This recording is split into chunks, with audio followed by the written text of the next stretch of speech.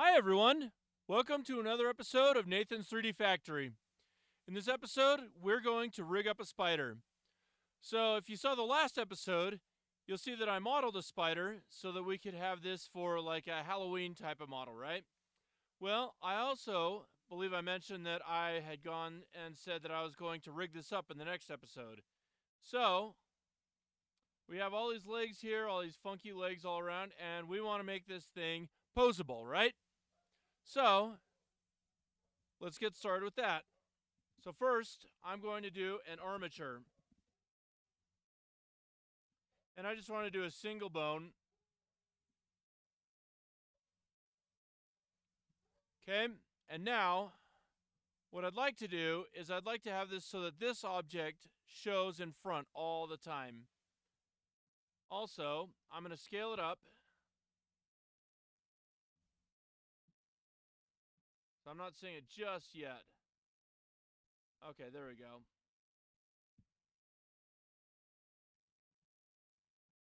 Okay, let's see. Okay, now we got it. So, okay. I want this to be kind of over here. Okay? Then I want this over here. So it'll give us our body that we can work with. In fact, looking at this, I think what I want to do is I want to actually take this so that it's there. Okay, so I'll take that. And I want to make sure that that's exactly centered. So X at 0, just want to make sure of that.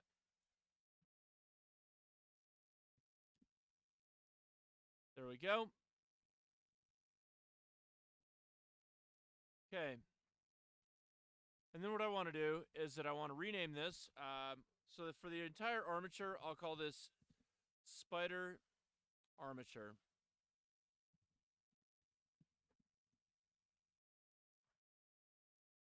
Okay. And then what I want to do is I want to start out with some of these legs.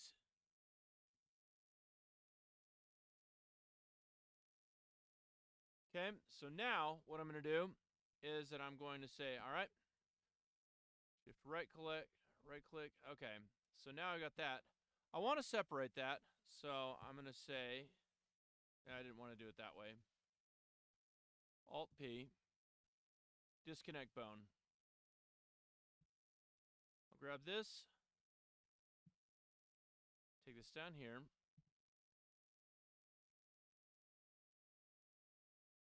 Now these I want to have connected.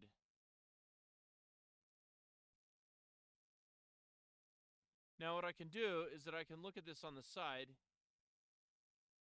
and then keep it so that it's all consistent.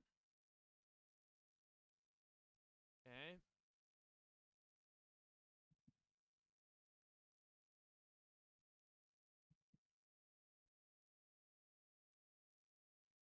Then I can subdivide these bones as I need to.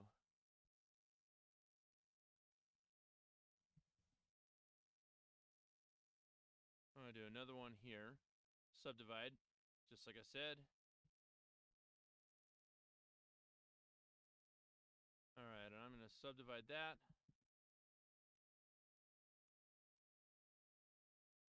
Do the same thing there. There we go.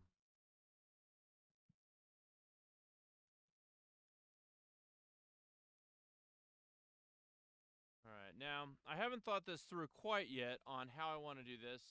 We got 8 legs, so there's going to be a bit of complexity to the geometry, right? So we can rename them later, but I think just for this tutorial, what I want to do is I want to just focus on what we got here. All right, let's see.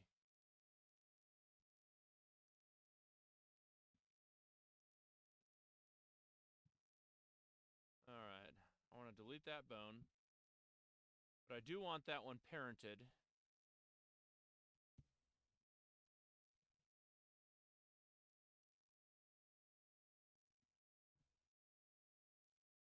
Okay, looks like we've got that offset.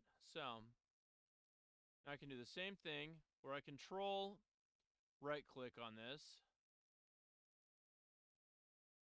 And then I just keep going through the process.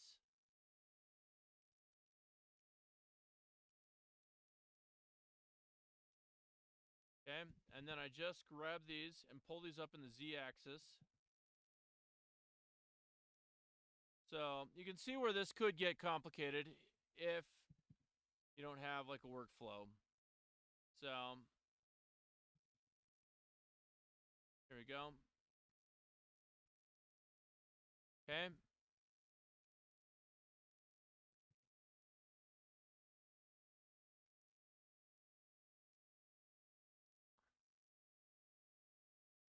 All right. I'm kind of doing these according to how I find the joints so that it kind of makes it like smoother, you know? Let's see. Okay. So do the same thing here.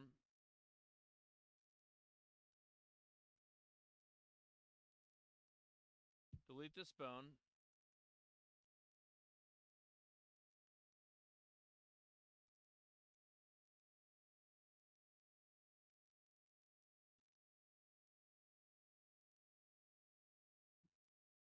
All right. And I just keep going with the same process.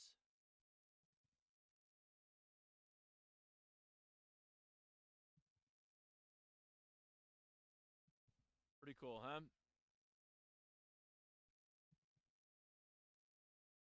And then once I have all these done, what I'm going to do, I'm going to duplicate all these bones onto the left side.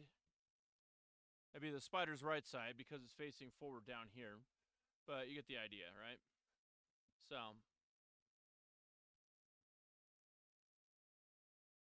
but it's an easy process. I'm just kind of sketching them into place.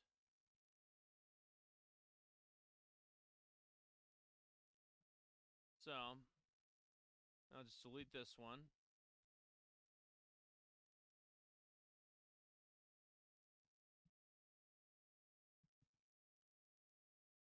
And just make them match up. Here we go.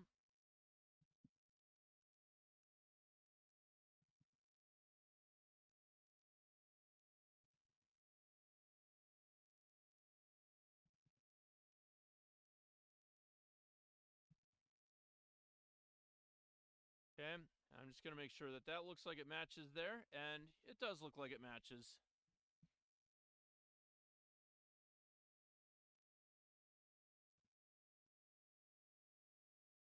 So now I'm going to take all those by pressing L. And then I want to make sure that my pivot point for my transformation, which I'm about to duplicate with, is on 3D cursor. Shift D, S, X, -1. There we go.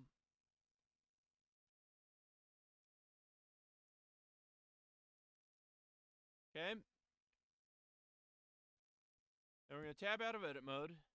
We're going to take this object, this spider mesh, and we're going to do Shift Select, Control P.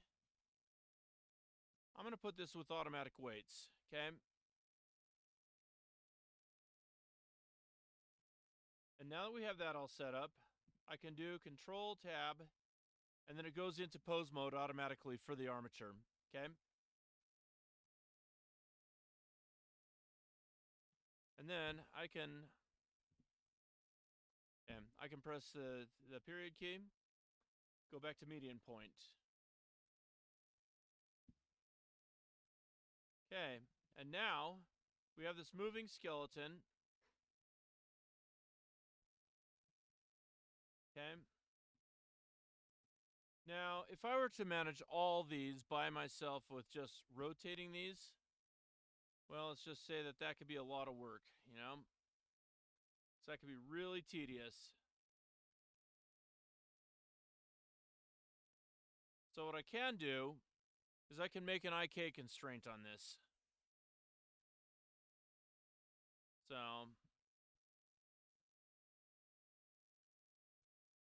that's going to be what I'm going to do in my next video. Is I'm going to show you how to put the IK constraints on these legs and make this thing move even more. Okay? So Let me know what you think of this video. Let me know in the comments. Subscribe to my channel if you haven't done so already. Put a like on this. And thank you so much for watching this episode of Nathan's 3D Factory. Have a great day, guys.